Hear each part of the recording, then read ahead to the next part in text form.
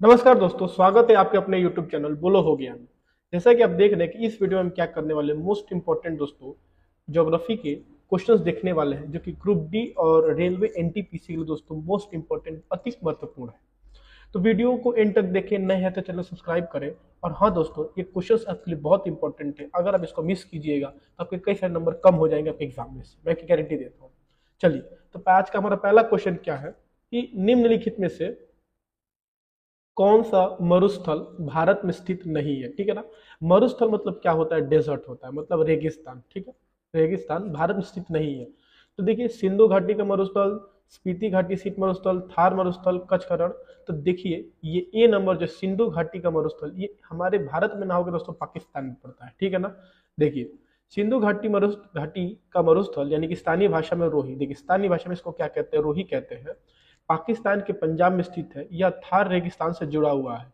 थार मरुस्थल भारत पाकिस्तान के स्थित शुष्क मरुस्थल है, जबकि स्पीति घाटी शीत मरुस्थल एक शीत मरुभूमि पर्वतीय घाटी है जो हिमाचल प्रदेश के पूर्वोत्तर भाग में स्थित है। इसमें स्थिति नदी बहती है। और कच्छ का रण तटीय मरुस्थल है जो पूर्णतः भारत में स्थित है।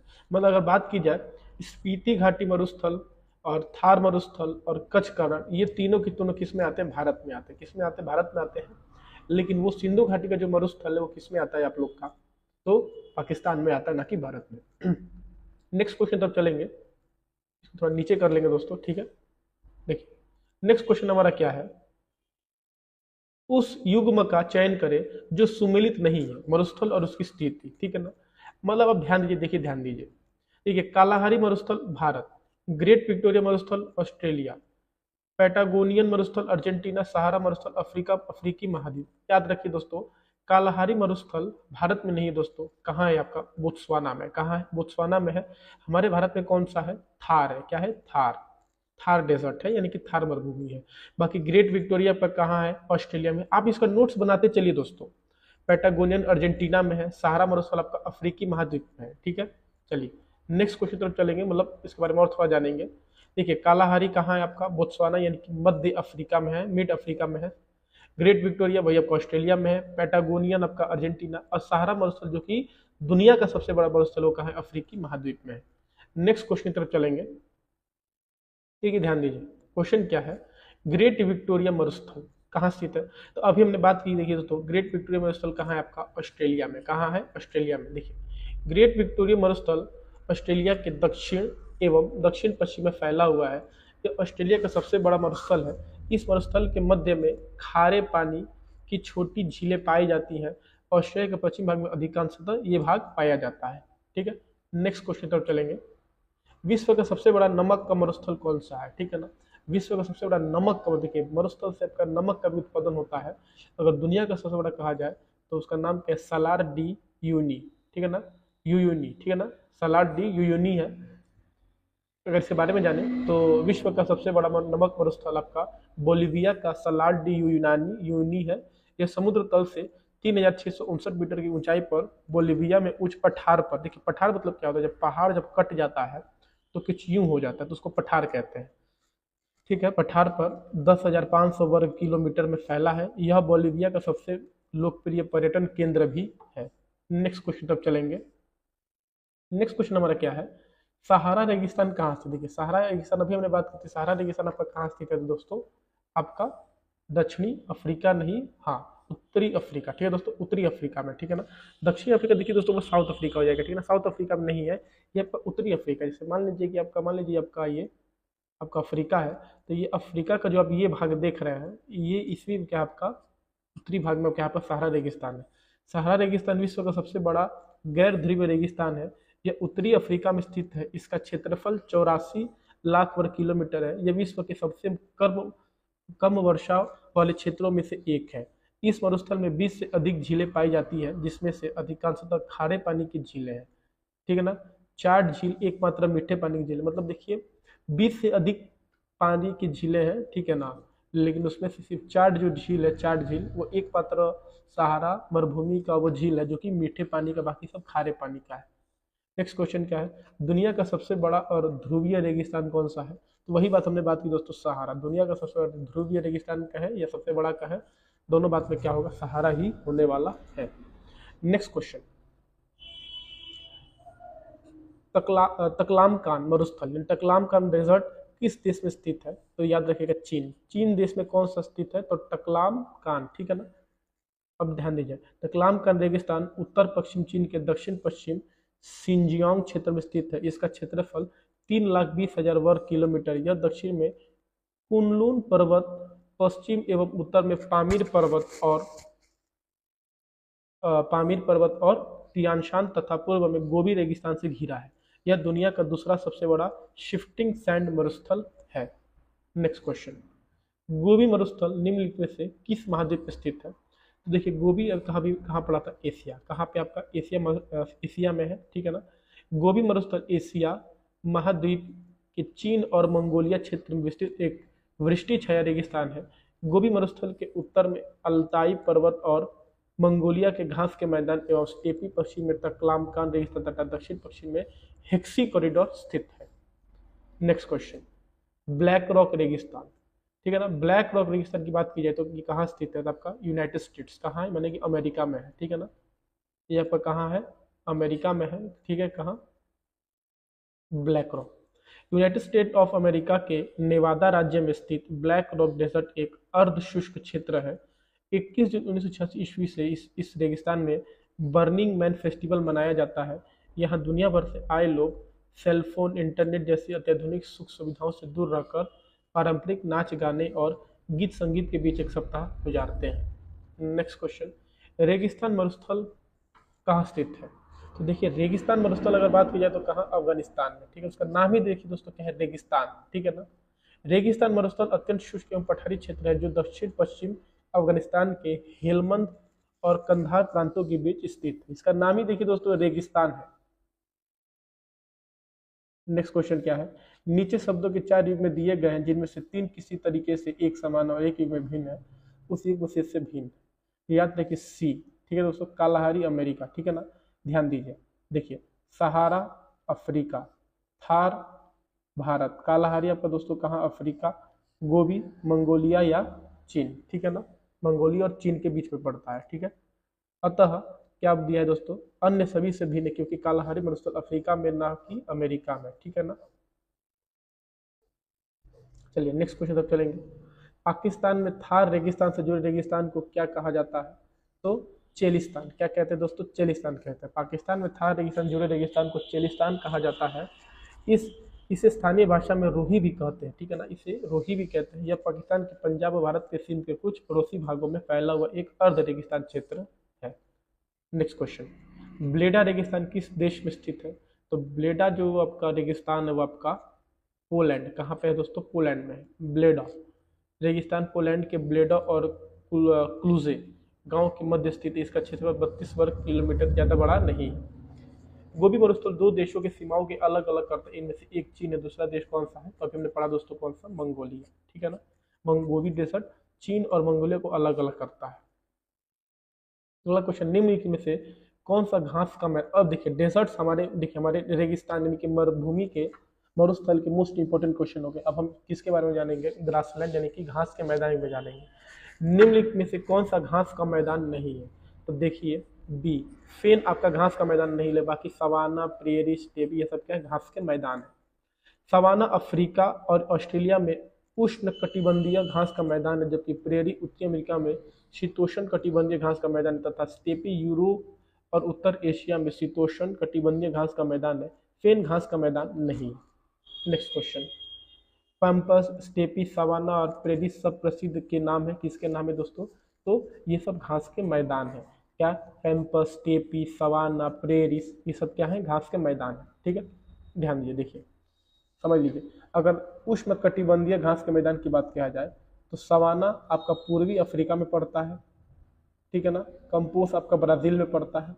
लानोस आपका वेनेजुला और कोलंबिया में। अगर शीतोष्ण कटिबंधीय घास के मैदान की बात हो तो पैम्पस आपका कहाँ पड़ता है? अर्जेंटीना में।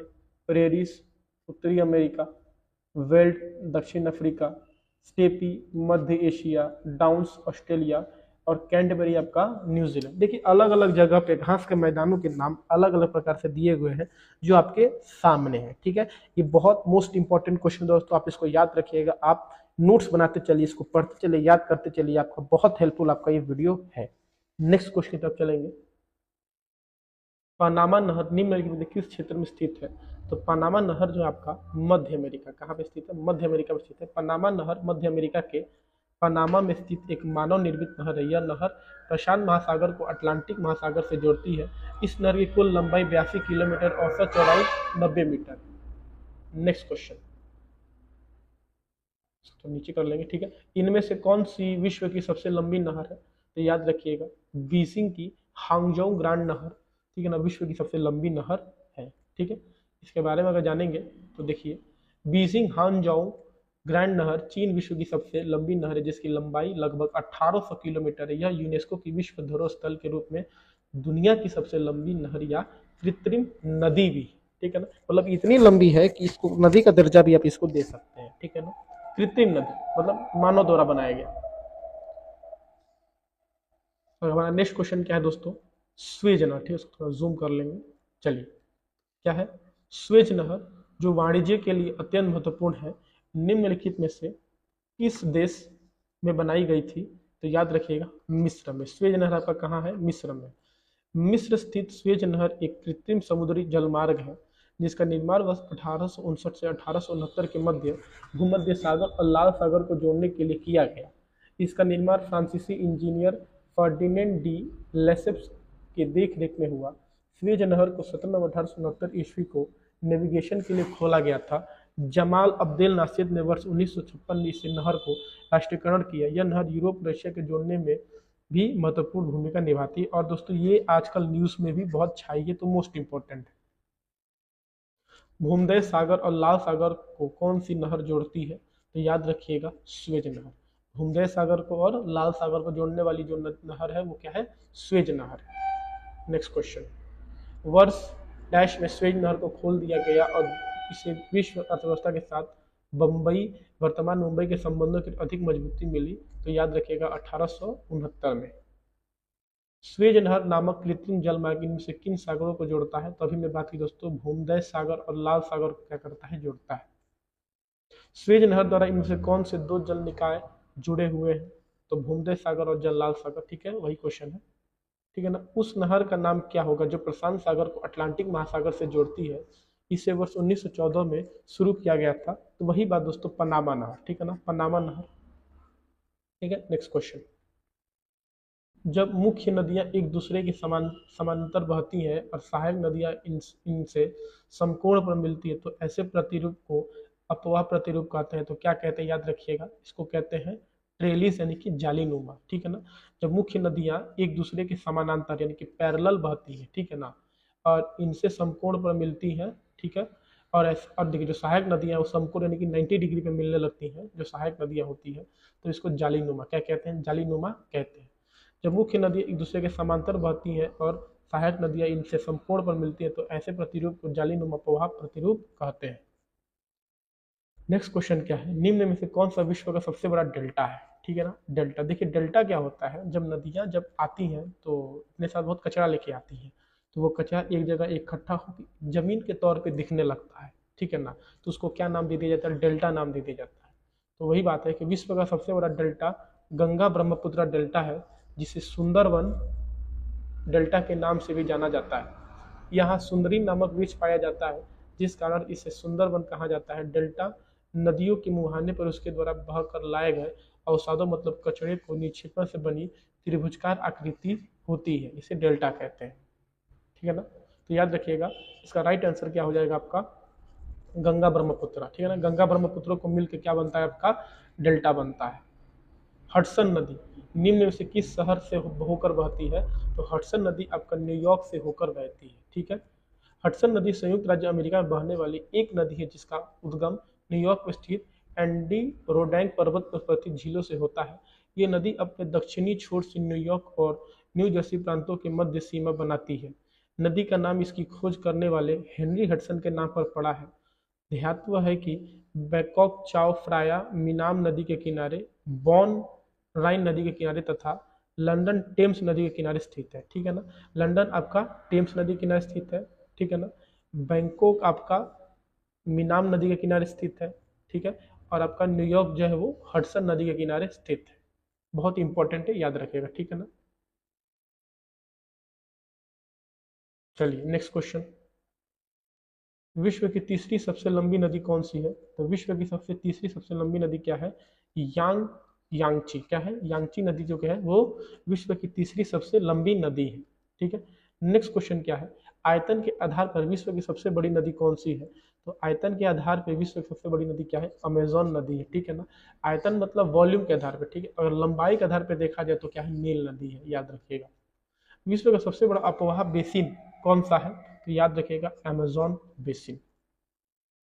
नेक्स्ट क्वेश्चन क्या है, कौन सी नदी लंदन से होकर बहती है? तो अभी हमने क्या पढ़ा, लंदन से बहने वाली कौन सी नदी है? थेम्स नदी, ठीक है ना।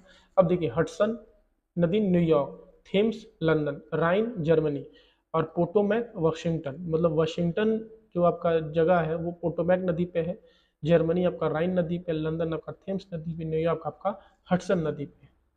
नेक्स्ट क्वेश्चन, निम्न में से कौन सी नदी अफ्रीका में नहीं है? तो याद रखिएगा अफ्रीका में अमेजोन नदी नहीं है, ठीक है ना। चलिए याद रखिएगा, नील, नाइजर तथा ऑरेंज नदी अफ्रीका महाद्वीप पे बहती है, जबकि अमेजन दक्षिण अमेरिका, साउथ अमेरिका की नदी है, ठीक है ना, याद रखिएगा। नेक्स्ट क्वेश्चन, यूरोप की सबसे लंबी नदी कौन सी है? तो यूरोप की सबसे लंबी नदी क्या है? वोल्गा नदी यूरोप की सबसे लंबी नदी है, ठीक है ना। वोल्गा यूरोप की सबसे लंबी नदी है। यह नदी वोल्डे पहाड़ी से निकलती है एवं कैस्पियन सागर में गिरती है। रूस के 20 सबसे बड़े शहरों में से 11 वोल्गो के ड्रेनेज बेसिन में स्थित है, जिनमें राजधानी मॉस्को भी शामिल है। धात्य ये है कि डेन्यूब नदी भी यूरोप में प्रवाहित होती है, जो वोल्गा के बाद लंबाई में दूसरी सबसे बड़ी नदी है। डेन्यूब नदी यूरोप के 10 देशों में होकर बहती है। नेक्स्ट क्वेश्चन क्या है, बांग्लादेश में गंगा नदी को क्या कहा जाता है? तो याद नहीं, बांग्लादेश में गंगा को पद्मा कहा जाता है, ठीक है ना। तब गंगा और ब्रह्मपुत्रा के मिलती है और एक सिंगल नदी बन जाती है, जिसको क्या कहते हैं? पद्मा कहते हैं, ठीक है। चलिए, निम्नलिखित में से कौन सी नदियाँ मुख्य रूप दक्षिण अमेरिका में बहती हैं? तो दक्षिण अमेरिका कौन सी नदियाँ बहती हैं? तो याद रखिएगा ऑरेंज नदी, ठीक है ना, ऑरेंज नदी, ठीक है। दक्षिण अफ्रीका है, ठीक है। चलिए, नाइजर नदी आपका पश्चिम अफ्रीका, ऑरेंज नदी दक्षिण अफ्रीका, कॉन्गो नदी आपका पश्चिम पश्चिम आपका अफ्रीका और नील नदी आपका उत्तरी पूर्व अमेरिका। पाकिस्तान में सिंधु नदी को किस उर्दू नाम से संबोधित किया जाता है? तो अभी हमने क्या जाना था दोस्तों, दरिया ए सिंधु, दरिया सिंधु कहा जाता है, ठीक है।